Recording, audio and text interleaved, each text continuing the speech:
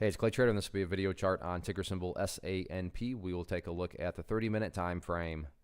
Real quick, what do I mean by 30-minute in case maybe you're new to charts? Instead of each one of these candlesticks here representing 1 day's worth of price action, which is what you would normally see, each one represents 30 minutes. So while this here may look like a few weeks worth of time, it's actually just the past 2 days broken down into 30-minute time slices.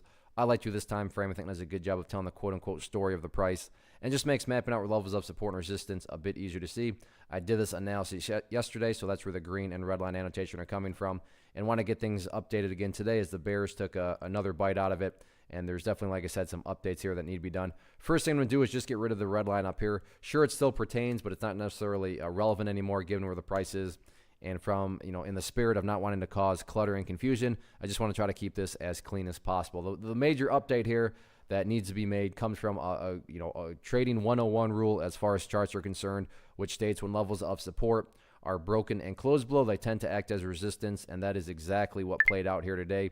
You can see that when the price ultimately did break down through that 0005 mark, the bulls tried several times throughout the course of the remaining, portion of the day, and the price just could not get back up above it. So that's just a classic example of a support now acting as resistance. Now, don't get me wrong. I'm not saying that it is impossible for the price to ever break up above the 0005 mark. I'm just saying it makes perfect sense why during the numerous times the price tried to get back above there, the bulls just couldn't quite do it. So 0005, newest area of resistance.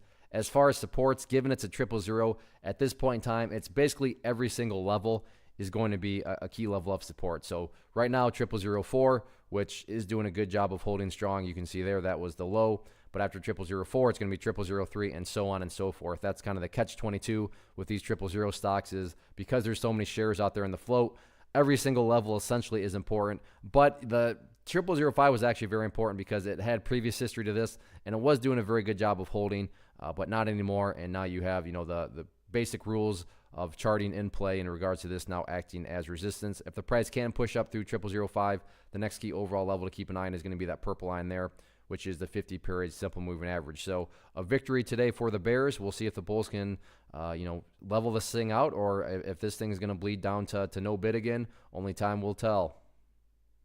One of the biggest questions I get is, hey Clay, how do you find the stocks that you trade? So what I've done is put together a free resource guide where I talk about the tools that I use to locate stocks that I find interesting and think may have potential. So if that sounds like something that could add value to you as a trader, then click on the image that is up on the screen right now and I will email you the guide. The guide itself is very short and to the point, and best part, it's completely free.